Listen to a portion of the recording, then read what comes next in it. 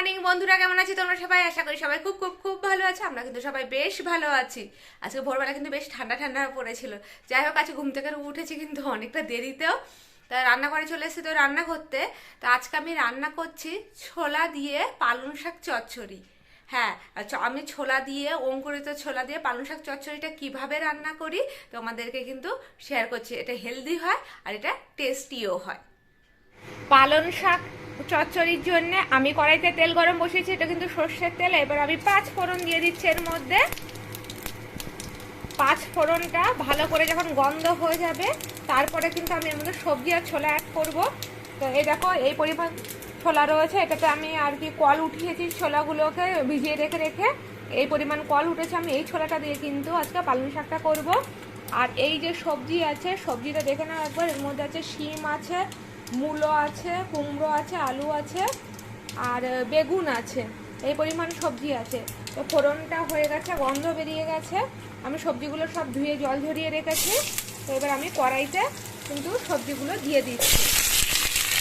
সবজিগুলোকে আগে ভালো করে ভাজা করব। আর ছোলাগুলোও কিন্তু আমি সবজির সাথে করে ভাজা ভাজা করে নেবো, নুন দিয়ে, হলুদ দিয়ে। যা শুকনো লঙ্কা ফোড়ন দিতে ভুলে গেছি। যাই হোক, 5 ফোড়নের সাথে কিন্তু শুকনো লঙ্কা ফোড়ন দিলে সুন্দর একটা গন্ধ হয়। তা আমার আর শুকনো লঙ্কা ফোড়ন দেওয়া হয়নি, ভুলে গেছে। আমি কাঁচা লঙ্কা দিয়ে করছি, ঠিক আছে। এবার আমি এর মধ্যে ছোলাগুলো দিয়ে দিচ্ছি। এমনি ছোলা দেওয়া যেতে পারে, তবে এই অঙ্কুর ছোলাটা বেশি পুষ্টি। আর আমি ছোলাটা অঙ্কুর করেই রান্না করি। ম্যাক্সিমামটা নিয়ে একটু আমার ভালো লাগে, যার জন্য তাতে আমি ছোলা ভোজানো দেওয়া যেতে পারে এই রেসিপির জন্যে। তো ভালো করে আগে সবজিগুলোকে ভাজা ভাজা করে নিয়ে আর নুন হলুদ এর মধ্যে অ্যাড করে দেবো। কড়াইতে আমি দেখতেই পাচ্ছ, এখানে নুন রেখেছি, এখানে হলুদ রেখেছি, আর কাঁচা লঙ্কা, একটা কাঁচা লঙ্কা ফাটিয়ে দিয়েছি, আর গোটা কাঁচা লঙ্কা দিয়ে দিয়েছি। এবার এটাকে খুব ভালো করে আমি ভাজা করে নেব সবজিটা। আচ্ছা, আমি নুনের মেজারমেন্টটা কীভাবে করি সেটা একবার জানিয়ে দিচ্ছি। আমি এখানে শুধু সবজির হিসাবে কিন্তু নুন দিয়েছি, শাকের হিসাবটা করিনি, কারণ শাকটা এমনিতেই আর কি অল্প একটুখানি হয়ে যাবে। তো এতে কিন্তু নুনটা অ্যাডজাস্ট হয়ে যায়। এটা আমার একটা নিজের অভ্যাস হয়ে গেছে এইভাবে মেজারমেন্ট করা। আর যদি শুধু সবজি ছাড়া যদি শুধু যে কোনো শাক রান্না করি, তাহলে যে পরিমাণ আমি শাক নিই তার অর্ধেকটা আর যে মেজারমেন্ট করি, অর্ধেকের একটু কম চিনি দিই, তাহলে কিন্তু চিনিতে একবার দিলেও নুন বেশি হয় না। আমি এইভাবে করি। তাই এমন হতে পারে শাকে না, শাক কমে যায় বলে নুন তো বোঝা যায় না, শাকে নুন হয়ে গেলে অতি জঘন্য লাগে খেতে, খাওয়া যেতে যায় না বলতেই পারো। তো ওদিন শাকে প্রথমে একটু নুন দিয়ে বসানো ভালো, আর বাদে টেস্ট করে দেওয়া ভালো।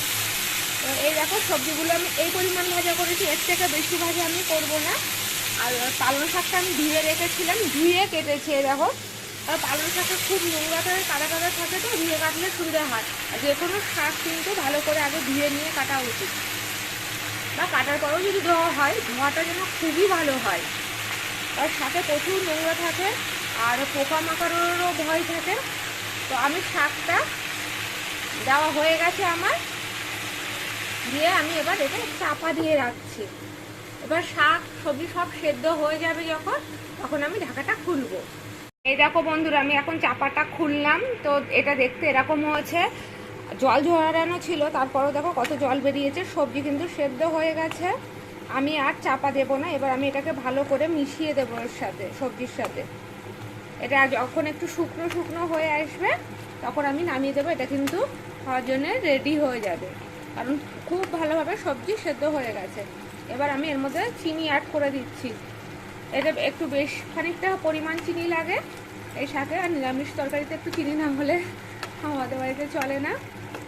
তো যাই হোক, এটাকে আমি ফাইনালি কেমন দেখতে হচ্ছে তোমাদেরকে দেখাচ্ছি। এই দেখো বন্ধুরা, ফাইনালি কিন্তু দেখতে এরকম সুন্দর হয়েছে। এটা খেতেও কিন্তু খুব টেস্টি হয়। তো বন্ধুরা, যদি ভিডিওটা ভালো লেগে থাকে, লাইক শেয়ার কমেন্টস করতে কিন্তু একদম ভুলবে না। আর মুখার্জি ফ্যামিলি ব্লগসকে অবশ্যই সাবস্ক্রাইব করে রেখো নতুন নতুন এই ধরনের রান্নার রেসিপি বা টিপস অ্যান্ড ট্রিক্সের জন্য, গল্পের জন্য, কবিতার জন্য, প্রত্যেকটা অ্যাক্টিভিটির জন্য। তো চলো, এখনকার জন্য টাটা।